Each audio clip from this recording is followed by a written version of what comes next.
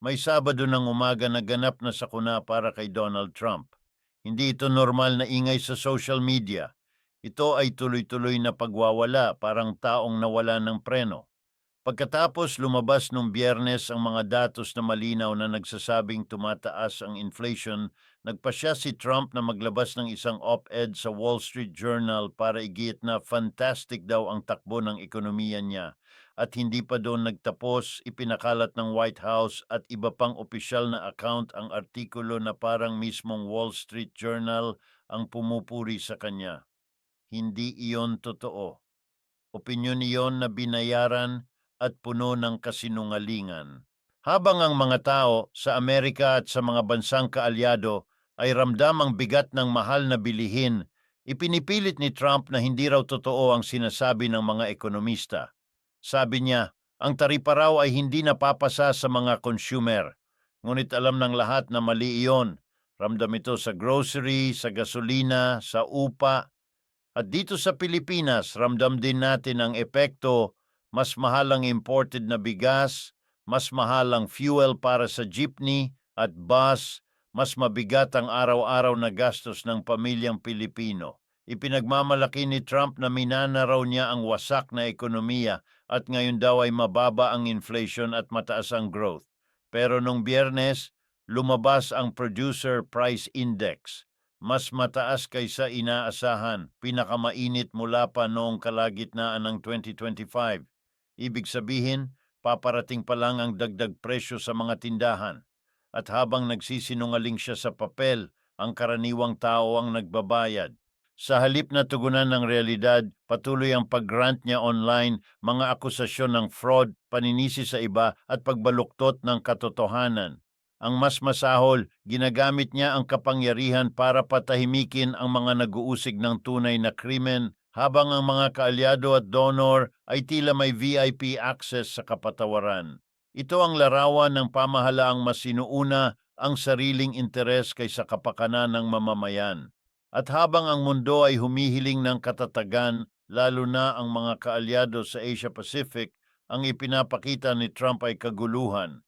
Sa Pilipinas, nais natin ng maaasahang kaalyado, respeto sa mga kasunduan, patas na kalakalan at kapayapaan sa rehiyon. Hindi natin kailangan ng drama na nagpapahina sa ekonomiya at nagtutulak sa mas mataas na presyo. Ito ang simula ng isang umagang puno ng ingay, kasinungalingan at pagpapakitang gilas habang ang tunay na problema ay nananatiling hindi hinaharap. At habang ang mga tao ay bumibili ng bigas, nagbabayad ng kuryente at umaasang magiging mas maayos ang bukas, patuloy ang palabas sa itaas. Ngunit ang singil, gaya ng dati, ay ibinabagsak sa karaniwang mamamayan sa Amerika at sa mga bansang tulad ng Pilipinas na nadadamay sa bawat maling desisyon. Habang patuloy ang paghihirap ng mga tao, tila masabala si Trump sa mga engranding ideya na parang hinango sa pelikula kaysa sa tunay na pangangailangan ng bansa. Ngayon, ang bagong obsession niya, isang Golden Arch sa Washington para raw sa ika-250 anibersaryo ng Estados Unidos. Isang dambuhalang estruktura na babago sa skyline, tatakpan ng tanawin ng Lincoln Memorial at magpapakita ng iisang mensahe, hindi paggunita ng kasaysayan kundi pagpapalaki ng ego. Ayon sa mga eksperto, sobra ang laki nito, delikado sa urban planning at simbolo ng maling prioridad. Para sa marami, lalo na sa labas ng Amerika tulad dito sa Pilipinas, malinaw ang kontradiksyon. Sa halip na mag-invest sa kalusugan, edukasyon at pandaigdigang kooperasyon, inuuna ang monumento ng sarili. Sa panahong mataas ang presyo ng bigas at langis, sino ang may pakinabang sa gintong arko? At hindi lang iyon, may mga opisyal ng rehimen ni Trump na naglalabas ng mga imahe ng plano para sa isang Grand Prix racetrack na iikot sa Capitol Building. May isa pang ideya, isang 100,000 seat na stadium sa tabi ng White House para sa mga UFC fight, para raw ipagdiwang ang Amerika.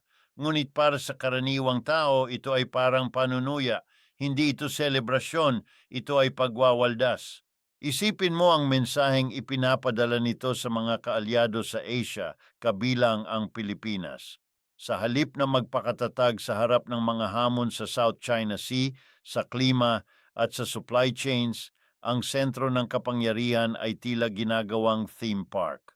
Ang gusto ng mga tao ay seguridad sa trabaho, maayos na serbisyong pangkalusugan at katahimikan, hindi karera ng kotse sa harap ng lehislatura. Habang ang administrasyon ay nagpo-post ng "Start your engines", ang realidad ay humahabol, tumataas ang presyo, lumalala ang tensyon at ang tiwala ay unti-unting nawawala. Para sa mga Pilipino, ang epekto ng ganitong kaguluhan ay totoo. Mas mahal ang imported goods, mas pabago-bago ang merkado, mas mahirap ang pagpaplano ng negosyo at pamilya. At sa gitna ng lahat, patuloy ang pagpapatawad ni Trump sa mga makapangyarihang individual, mga scammer, trafficker at kaalyado habang ang mahihina ay inuusig. Ang hustisya ay nagiging selektibo. Ang kapangyarihan ay nagiging personal na ari-arian. Ito ang uri ng pamumuno na nagdudulot ng alon ng kawalang tatag na umaabot hanggang sa mga baybayin ng Pilipinas. Habang ang mga tao ay naghihintay ng aksyon, ang nakikita nila ay palabas. Habang ang mundo ay humihingi ng responsableng liderato, ang sagot ay ingay at gintong dekorasyon. At sa bawat araw na lumilipas, mas malinaw na ang gastos ng ganitong pamamahala ay hindi binabayaran ng nasa tuktok, kundi ng mga mamamayan, dito man o sa ibayong dagat. Habang patuloy ang palabas ng mga gintong arko at stadium, may mas madilim na kwento na unti-unting lumalabas, at ito ang talagang nagpapakilabot. Mas marami pang detalye ang lumilitaw tungkol sa koneksyon ng rehimen ni Trump sa mga Epstein files, at kung ano ang nakikita roon ay hindi tsismis, hindi intriga, kundi isang pattern ng kapangyarihan, kasinungalingan at moral na pagkabulok. Sa ngayon, tinatayang kalahati pa lang ng mga dokumento ang inilabas. Mahigit 3 milyong pahina ang nananatiling nakatago, hawak ng Department of Justice ng rehimen ni Trump na nagtatago sa likod ng diumano'y executive privilege at attorney-client privilege. Para sa marami, malinaw ito. Hindi proteksyon ng batas kundi pagtatakip. Unti-unting lumalabas ang mga pangalan. Howard Lutnick, isang bilyonaryo at malapit kay Trump, na dati nagsabing isang beses lang niyang nakita si Epstein at nasuklam siya rito. Ngunit ang mga email ay nagsasalita ng ibang kwento, imbitasyon sa isla, usapan ng mga party, donasyon at paulit-ulit na komunikasyon. Isang malinaw na kontradiksyon, isa pang kasinungalingan na nabubunyag. At hindi lang siya, nariyan ang pangalan ni Elon Musk, paulit-ulit na lumilitaw sa mga mensahe. Mga email na nagtatanong kung kailan ang pinaka-wild na mga araw, kung kailan mas masaya sa isla. Hindi ito inosenteng usapan. Ito ay dokumentado. At habang ang publiko ay pinapaniwalaan na wala silang kinalaman, ang mga ebidensya ay patuloy na sumisilip sa liwanag. Mas lalong naging kontrobersyal ng pansamantalang alisin ng DOJ ni Trump ang isang dokumentong naglalaman ng seryosong alegasyon laban mismo kay Donald Trump, mga paratang mula sa mga menor de edad noong sila ay 13 at 14 taong gulang pa lamang. Walang malinaw na paliwanag kung bakit ito tinanggal at ibinalik lamang matapos mapansin ng independent media. Para sa marami, lalo na sa mga biktima ng pang-aabuso, ito ay isang sampal sa hustisya. Sa Pilipinas, pamilyar ang ganitong kwento. Makapangyarihan ang nagtatakip sa makapangyarihan. Ang mahina ang walang boses. Kaya't ang ganitong balita mula sa sentro ng kapangyarihan ng Amerika ay hindi lang foreign news. Ito ay babala. Kapag ang hustisya ay ginawang personal na kasangkapan, walang bansa ang ligtas sa epekto nito. At habang ang mga biktima ay humihingi ng katarungan, ang rehimen ay abala sa pagpapatawad sa mga drug trafficker, sa mga scammer, sa mga kaalyado. Ang mensahe ay malinaw, Kung may pera ka, koneksyon at impluensya, may daan palabas. Kung wala, ikaw ay madudurog ng sistema. Ito ang ikatlong yugto ng kwentong ito. Mas tahimik, mas madilim, at mas mapanganib. Sapagkat kapag ang kapangyarihan ay nakipag-alyansa sa kasinungalingan, ang resulta ay hindi lamang kaguluhan, kundi isang sistemang handang isakripisyo ang katotohanan para sa sariling kaligtasan. At dito nagtatapos ang larawang buo, hindi bilang aksidente kundi bilang sistema.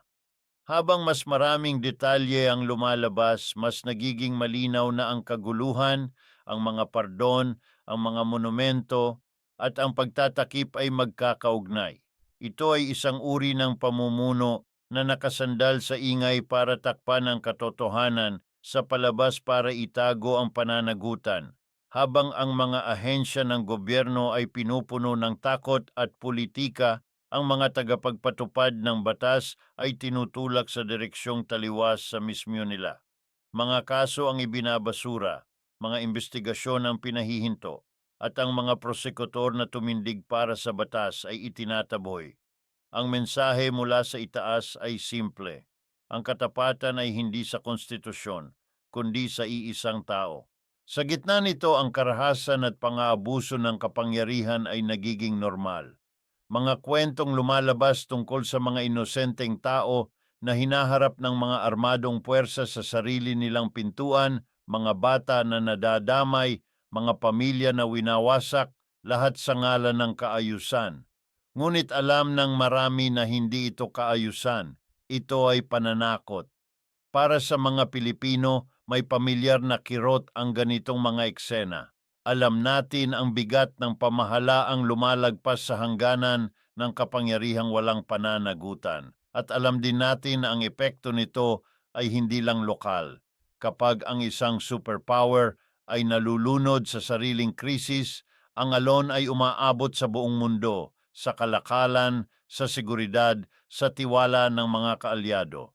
Habang patuloy ang paghawak sa milyon-milyong dokumento na maaaring magbunyag ng mas mabibigat na katotohanan, nananatiling bukas ang tanong, bakit? Bakit kailangang itago kung walang dapat itago? Bakit kailangang palitan ng balita ng gintong arko, ng karera ng kotse, ng mga laban sa arena? Sapagkat ang ingay ay epektibong panangga laban sa pananagutan. Ngunit may hangganan ng palabas. May sandali na ang mga tao sa Amerika, sa Pilipinas at sa buong mundo ay nagsasabing sapat na. Ang nais nila ay payak, katotohanan, katarungan at pamumunong inuuna ang buhay ng tao kaysa sa sariling imahe. Hindi nila hinihingi ang perpektong leader, kundi ang tapat. Ito ang wakas ng kabanatang ito, ngunit hindi ng kwento. Sapagkat hanggat may mga dokumentong nakatago, hanggat may mga biktimang hindi naririnig, at hanggat ang kapangyarihan ay ginagamit bilang kalasag ng kasinungalingan, magpapatuloy ang paghahanap sa liwanag. At sa huli, ang kasaysayan, hindi ang gintong monumento, ang maghahatol.